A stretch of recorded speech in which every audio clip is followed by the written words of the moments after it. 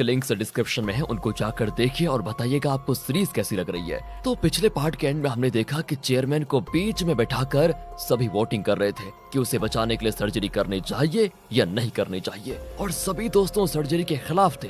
सिर्फ सिंडी को छोड़कर वो सर्जरी करवाकर पापा को बचाना चाहती थी। एंड यहाँ पर सभी सोच रहे थे कि चेयरमैन सब कुछ भूल गया है और अब तो वो बोल ही नहीं सकता और ना ही उसकी कुछ समझ में आएगा। पर अचानक वो सब पर चिल्ला देता है और इस पार्ट में दिखाते हैं कि अब चेयरमैन को इन सब का असली चेहरा दिख चुका था। वो कहता है कि मेरी सर्जरी होगी और जरूर होके रहेगी। बेटा ली, तुम बताओ वो स्पेशलिस्ट डॉक्टर कब आएगा? सर जल्दी मैं उनके आने का इंतजाम कर दूंगा, आप चिंता मत कीजिए। मीटिंग के बाद चेयरमैन एंड्रयू से कहता है कि बेटा इस सर्जरी का अंजाम कुछ भी हो सकता है। अगर मुझे कुछ भी हो गया तो तुम्हें डट कर खड़ा रहना है और कभी हिम्मत नहीं हारनी है। पर हाँ, सर्जरी से पहले मैं तुम्हारी एंगेजमेंट करवा देना चाहता हूँ। तुम्हें जीना पसंद है ना, तो तुम उसी से शादी कर लेना। दोस्तों एंड्रयू की तो यहाँ पर चांदी चांदी हो जाती है, उसने बिल्कुल एक्सपेक्ट नहीं किया था। दूसरी ओर वो ली से कहता है कि देखो बेटा, मैं ना भी रहूं तब भी तुम सिंडी का इस तरह ख्याल रखना, उसे सब कुछ सिखाना और वक्त आने पर उससे शादी भी कर लेना। ली भी कह देता है कि ठीक है सर। वापस लौटते वक्त तो सिंडी बड़ी खुश होती है और शादी के लिए हाँ करने के लिए ली को थैंक करती है। पर ली कहता है कि सुनो, मैंने तुम्हारे पापा की भलाई के लिए हाँ करी है। ऐसे वक्त में उनकी बात को इनकार करके उन्हें डिसअपॉइंट नहीं करना चाहता था, इसीलिए मैंने ऐसा कह दिया। बाकी तुम कोई उम्मीद मत रखना मुझसे। वो भी कह देती है कि हाँ, मैंने इसी बात के लिए तुम्हें थैंक किया था वैसे। पर दोस्तों उसका चेहरा बता देता है कि वो अब भी ली से बहुत प्यार करती है। दूसरी ओर दिखाते हैं दोस्तों कि जब नेल, जेराल्ड और किमी घर आते हैं ना, तो वहाँ जेजे को देखते किमी चिढ़कर अंदर चली जाती है। नेल कहता है कि देखो जेजे, तुम इलेक्शन के लिए अपना फंड लगाओ, बाकी आइडिया तो मैं जेराल्ड से ले ही लूंगा। वैसे भी तुम्हारा आइडिया उतना काम नहीं आ रहा। जेजे को बड़ा गुस्सा आता है और वो एंड्रयू को बताता है कि उस बुढ़े को मेरे पैसे चाहिए, लेकिन मेरी जरूरत नहीं। मैं जान चुका हूँ कि इलेक्शन के बाद अगर वो जीत गया तो अपनी बेटी की शादी फिर मुझसे नहीं करवाएगा। इसीलिए काम करो, जल्द से जल्द नेल की सीक्रेट फाइल निकाल कर मुझे दे दो बस। एंड्रयू भी दोस्तों हाँ कर देता है यहाँ पर। वैसे उस फाइल में है क्या, ये तो आगे ही पता चलेगा। इन सब की वजह है वो ली, जिसने मेरी वाइफ किमी को सब कुछ बता दिया। उससे ये बहुत महंगा पड़ेगा। हमें किसी भी तरह सिंडी और ली का जो ज्वाइंट बिजनेस है ना, उसका नुकसान करवाना होगा। दोस्तों एंड्रयू सोच में पड़ जाता है कि डोडो ग्रुप होटल जो सिंडी के कंट्रोल में है, उसे कैसे बंद करवाया जाए। मतलब कोई तरकीब सोचता है दोस्तों वो। एंड उसे पता चलता है कि होटल का 70% इनकम उसके ड्यूटी फ्री शॉप से आता है, जहाँ पर टॉप ब्रांड्स के प्रोडक्ट्स होते हैं। इसी वजह से ज्यादातर रईस कस्टमर्स वहाँ पर आते हैं। और दोस्तों इसके इर्द गिर्द ही एंड्रयू एक प्लान बनाकर बॉबी को कॉल करके कहता है कि सुनो, मुझे तुम्हारी मदद चाहिए। वो भी कह देता है कि ठीक है। तो अगले सीन में दोस्तों अब हम नाथन को देखते हैं जो बॉबी से मिलता है। अरे गैंगस्टर भाई, आज मुझे कैसे याद कर लिया? बॉबी कहता है कि मैंने एक छोटा बिजनेस शुरू किया है हैंडबैग्स का। और ये सुनकर नाथन हंसने लगता है कि ये तुम्हें हो क्या गया है? वैसे मुझे क्यों बुलाया है ये बताओ। एक्चुअली तुम्हारी बहन सिंडी के डोडो ग्रुप होटल में जो ड्यूटी फ्री शॉप है, उसमें तुम्हें मेरे हैंडबैग्स बेचने होंगे। नाथन कहता है वो मैं कैसे कर सकता हूँ बताओ। और दोस्तों इस पर बॉबी उसको वो एग्रीमेंट दिखाता है जिसमें लिखा था कि अगर नाथन ने बॉबी को प्रॉमिस की भी रकम नहीं दी तो वो नाथन के बॉडी ऑर्गन्स निकाल सकता है। हम नाथन की ये सुनकर हालत खराब हो जाती है कि हमेशा इसको मत दिखाई करो यार, डर लगता है। खैर देखो, मैं सिंडी से बात करता हूँ क्योंकि डोडो ग्रुप होटल उसी का है। पर उसके बदले सुनो, तुम्हें मेरा एक काम करना होगा जो मैं तुम्हें बाद में बताऊंगा। दोस्तों अब सिंडी को मनवाने के लिए नाथन अपनी माँ का सहारा लेता है, जो सिंडी को बताती है कि बेटा नाथन का फ्रेंड तुम्हारे ड्यूटी फ्री शॉप में अपने ब्रांड का बैग्स बेचना चाहता है। वो दोस्तों ब्रांड का नाम भी बताती है, लेकिन सिंडी को ये बिल्कुल अच्छा नहीं लगता। पर उसकी माँ विनती कर रही है कि बेटी एक बार अपने भाई के लिए ये मदद कर दो। तो वो भी कहती है कि देखो ये लास्ट है, इसके बाद मैं इसके लिए कुछ नहीं करूंगी। और दोस्तों अब एंड्रयू अपना प्लान बॉबी को बताता है कि तुम डोडो ग्रुप होटल में असली ब्रांड के हैंडबैग्स के बजाय नकली वाले भिजवा दो। और ड्यूटी फ्री शॉप होने की वजह से वहाँ के टॉप ब्रांड्स के प्रोडक्ट्स चीप होने चाहिए और यहीं पर हम अपना गेम खेलेंगे। देखो ये सिंडी का अकाउंट नंबर है, इसमें तुम 2 मिलियन ट्रांसफर कर दो, फिर तुम देखो मैं उसे कैसे जेल भिजवाता हूँ। बॉबी दोस्तों शॉक हो जाता है, लेकिन इस प्लान के लिए मान ही जाता है। लेकिन जब वो अपनी कार से उतरता है तो ग्रे उसकी फोटो ले लेता है। लगता है दोस्तों वो इन्हें फॉलो कर रहा था। उन फोटोज को देखकर अब ली को शक होने लगता है कि ये बॉबी एंड्रयू से भी मिलता है और नाथन से भी। आखिर इसकी स्कीम क्या है पता लगानी पड़ेगी। अब इनकी बातें सुनने के लिए हमें कोई सीक्रेट माइक फिक्स करना पड़ेगा। दूसरी ओर दोस्तों एंड्रयू के कहने पर बॉबी ने ड्यूटी फ्री शॉप में अपने हैंडबैग्स रखवाने के लिए एक एग्रीमेंट बनाया था जिससे वो नाथन को देता है। नाथन कहता है कि बहुत हो गया तुम्हारा, अब तुम मेरी भी बात सुन लो जरा। पापा की जब सर्जरी होगी ना तो तुम उन्हें मेरे पास लेकर आ जाना। अरे तो क्या तुम अपने बाप का किडनैप करवाना चाहते हो? अरे किडनैप मत कहो यार, वो मेरे पापा है। मैं तो सिर्फ उन्हें अपने पास बुला लेना चाहता हूँ और कुछ नहीं। अगर सर्जरी के बाद वो ठीक हो गए तो वो अपना वसीयतनामा जरूर चेंज कर देंगे, लेकिन फिलहाल उन्हें अल्जाइमर्स है तो वो एंड्रयू को तो अपनी प्रॉपर्टी नहीं दे पाएंगे। ऊपर से एंड्रयू फिलहाल हमारे फैमिली मेंबर्स के ऑफिशियल लिस्ट में है ही नहीं, इसीलिए सारी प्रॉपर्टी हमें ही मिलेगी। और अगर ऐसा हो गया तो सुनो, तुम्हें भी मैं एक हिस्सा दूंगा इसका। वो भी दोस्तों बिल्कुल मान जाता है। फिर वो एंड्रयू से मिलता है और बताता है कि नाथन ने मुझे अपने पापा को किडनैप करने को कहा है, पर तुम फिक्र मत करो, मैं उसे कह दूंगा कि किडनैपिंग फेल हो चुकी है। पर दोस्तों यहाँ पर एंड्रयू को एक और नया आइडिया आता है। वो कहता है बिल्कुल बिल्कुल जैसा नाथन ने कहा, तुम पापा को किडनैप करो, लेकिन उन्हें नाथन के हवाले करने के बजाय मेरे पास लेकर आ जाना। एक तीर से दो निशाने लगाने का वक्त आ गया है। और ये कहकर एंड्रयू चला जाता है। दोस्तों बड़ा मास्टरमाइंड है। बॉबी भी बड़बड़ाता है कि ओहो, ये बड़े लोग भी ना लगता है बाप को बाप नहीं समझते, अपने फायदे के लिए बाप को खिलौना बनाकर खेलते हैं। दूसरी ओर जेजे बॉडीगार्ड से मिलने जाता है जेल में।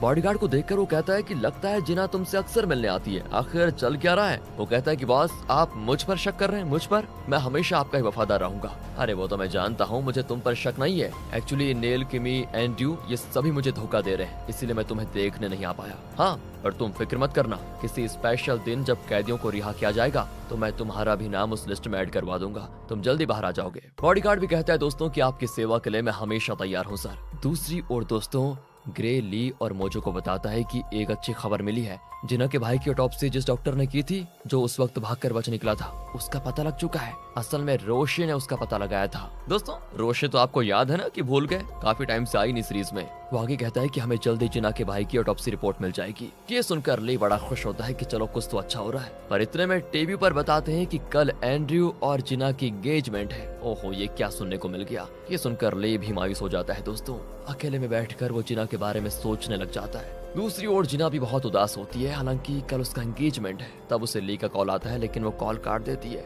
इस पर ली और दुखी हो जाता है। पर दोस्तों ली का कॉल काट कर जिना ग्रे को कॉल करती है, और जब ली को पता चलता है तो वो कहता है फोन मुझे दो। जिना तो दोस्तों जानती नहीं कि फोन अब ली के पास है। वो कहती है सुनो ग्रे, क्या ली ठीक है या बहुत ज्यादा पी रहा है? पिछली बार जब उससे मिली थी तो बहुत डिस्टर्ब लग रहा था कि देखो किसी भी हालत में फिर से एक बार उसके सर में दर्द नहीं होना चाहिए, तुम लोग प्लीज उसका ध्यान रखना। इस पर दोस्तों ली कहता है कि फोन मेरे पास है जिना। और यहाँ दोस्तों जिना चौंक जाती है। वो कहता है कि तुम्हारे भाई की ऑटोप्सी जिस डॉक्टर ने की थी वो न्यूयॉर्क में है और रोशी ने उसका पता लगा लिया है। वो उस डॉक्टर से पूछताछ करने गई है, यही कहने के लिए मैंने कॉल किया था। और फिर दोस्तों वो कॉल काट देता है। जिना एकदम टूट जाती है और अकेले में बैठकर बहुत रोती है। अगले दिन की एंगेजमेंट की पूरी तैयारियां होने लगती है। अब सिंडी ली को जगाती है कि जल्दी तैयार हो जाओ, आज एंड्रयू और जिना की एंगेजमेंट है। मोजो कहता है कि ली नहीं आएगा, पर ली कहता है कि नहीं, मैं अभी तैयार होकर आता हूँ। वो रेडी होकर निकलने वाला होता है कि अचानक उससे कुछ देर के लिए सब धुंधला धुंधला दिखने लगता है, लेकिन फिर ठीक हो जाता है कुछ देर के बाद। लेकिन दोस्तों इससे उसको घबराहट भी होती है कि ये मुझे अचानक हो क्या रहा है, लेकिन इस समय वो इस बात पर ज्यादा ध्यान नहीं देता। फिर एंगेजमेंट सेरेमनी होती है शुरू। परिवार के सभी लोग आए होते हैं। एंड्रयू और जिना को साथ चलकर आते देखकर ली बहुत दुखी हो जाता है, और ये बात सिंडी भी नोटिस कर लेती है। आखिर वो एंगेजमेंट रिंग एक्सचेंज कर लेते हैं, पर ये देखकर नाथन गुस्से में अपने आप से कहता है कि तुमने गलत आदमी को चुना है जिना, मेरे पापा की प्रॉपर्टी उसे नहीं मिलेगी, तुम बहुत पछताने वाली हो। तब उसे बॉबी कॉल करके कहता है कि सर्जरी में जो नर्स डॉक्टर का साथ देने वाली है, मैंने उसको पैसे देकर डीलिंग की है, उसकी मदद से मैं चेयरमैन को किडनैप कर लूंगा। लेकिन दोस्तों उसकी सारी की सारी बातें ग्रे सुन रहा होता है और उसकी रिकॉर्डिंग भी हो रही होती है। असल में वहाँ पर ग्रे ने एक सीक्रेट माइक लगाया होता है, जिससे वो नाथन की बातें सुन लेता है। और जैसे ही चेयरमैन की किडनैपिंग की बात वो सुनता है, वो घबरा कर ली को कांटेक्ट करता है। वो भी सुनकर चौंक जाता है कि भाई ये हो क्या रहा है। इसी बीच बॉबी नाथन का कॉल काट कर एंड्रयू को कॉल करता है दोस्तों, और बताता है कि अभी अभी मेरी नाथन से बात हुई है। मैंने उसे बता दिया है कि मैं किडनैपिंग कैसे करने वाला हूँ, पर मैंने सोचा कि तुम्हें भी बता दूं। आखिर में काम तो तुम्हारे लिए भी कर रहा हूँ। सर्जरी में जो नर्स होगी उसने मेरा साथ देने का वादा किया है। एंड्रयू कहता है कि देखो अभी मैं बिजी हूँ, रात को तुमसे बात करता हूँ। ये कहकर वो कॉल काट देता है।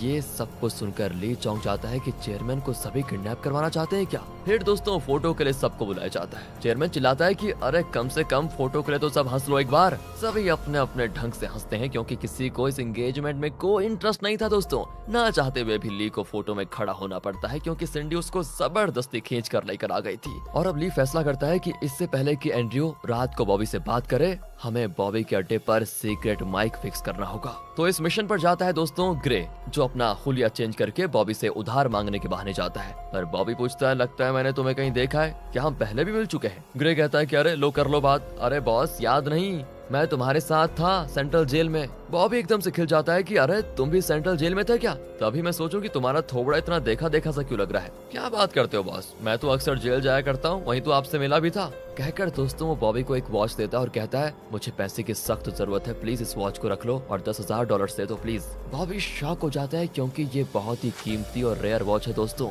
वो वॉच को रखकर ग्रे को पैसे देता है। असल में दोस्तों ली जानता था कि बॉबी एक वॉच कलेक्टर है, इसीलिए उसने ये प्लान बनाया था। असल में उस वॉच में पता है आपको क्या होगा? माइक होगा, जिसके जरिए अब ये लोग उसकी और एंड्रयू की बातें सुन पाएंगे। तो रात को Andrew as a plan Bobby से मिलता है और उनकी बातों से ली की टीम को पता चल जाता है कि सर्जरी से पहले डॉक्टर चेयरमैन को एक इंजेक्शन देंगे। पर बॉबी ने जिस नर्स के साथ डीलिंग की थी वो उस इंजेक्शन में कोई और दवा मिला देगी, जिसकी वजह से कुछ देर के लिए चेयरमैन का हार्ट बीट बंद हो जाएगा।